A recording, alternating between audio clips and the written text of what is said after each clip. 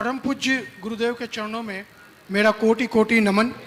गुरुदेव, मेरा प्रश्न, मेरी जिज्ञासा कैलाश पर्वत के रहस्य से है। कैलाश पर्वत की हाइट एवरेस्ट की हाइट से आधी है, परंतु आज तक कोई भी पर्वतारोही उसके ऊपर नहीं पहुंच पाया। जिन्होंने प्रयास किया उनके अनुभव बड़े विचित्र थे कि यकायक उनकी उम्र बढ़ गई, यकायक उनके नख व बाल बढ़ गए, यहाँ तक कि थोड़ा आगे बढ़े तो उनको दिशा का भ्रम हुआ।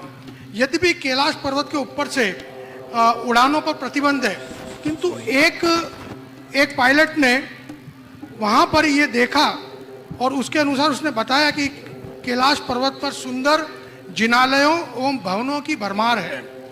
अभी हाल ही में एक किताब ब्रह्मचारी लामची दास जी की पढ़ने में आई, उन्होंने अपनी यात्रा में वर्णन किया है कि वेंतर देव ने उन्हें कैलाश की यात्रा करवाई। तो गुरुदेव, ये क्या रहस्य है? सन 2013 में एक पत्रिका निकलती है नमो तीर्थस्य। ये श्वेतांबर परंपरा की पत्रिका है।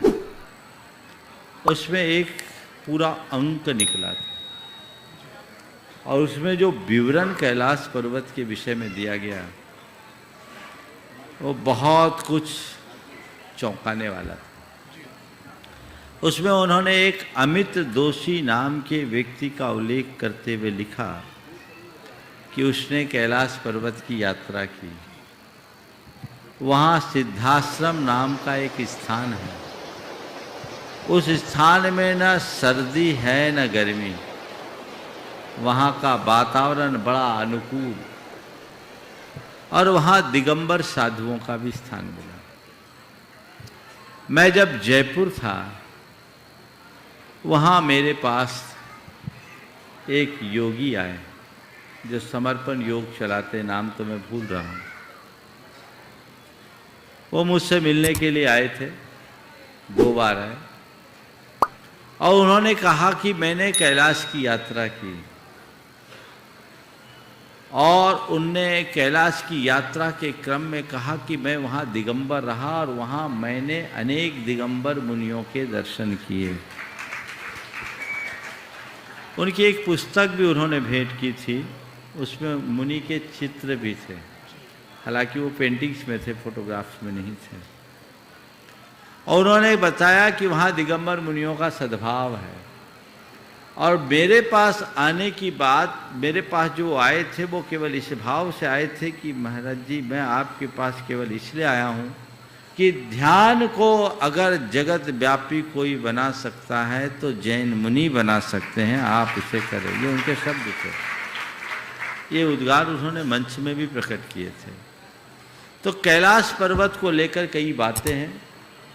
उसमें ये एक और उल्लेख था जो नमो तीर्थस्य में छपा है, जहाँ तक मुझे याद है, कि वहाँ 50-50 मीटर तक की खड़गासन प्रतिमाएं भी है।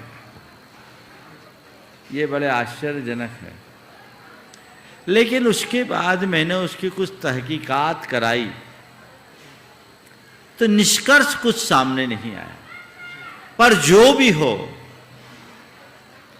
कैलाश पर्वत भगवान ऋषभदेव की निर्वाण स्थली है और भारतीय संस्कृति का आदर्श है।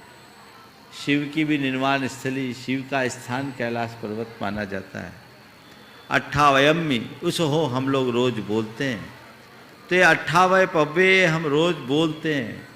यह कैलाश पर्वत सबके लिए आदर्श है। बाबा लामची दास की जो कथा आपने बताई, जो पुस्तकें आपको लोगों को मिली, वो आज से लगभग 200 वर्ष पुरानी बात है। और उन्होंने 22 वर्षों में सभी सिद्ध क्षेत्रों की वंदना पद यात्रा पूर्वक की। उसका वर्णन उन्होंने किया है। उसकी एक प्रति यहाँ थी भी, लोगों को देखने लायक है। और वो उन्होंने उसमें लिखा, उसमें तिब्बत आदि कई देशों में वो पैदल गए और कैलाश के लिए गए तो एक जगह नाले के किनारे पहुंचकर, उफनता नाला था, आगे रास्ता नहीं, कुछ दिख नहीं रहा था, वो वहीं मूर्छित हो गए।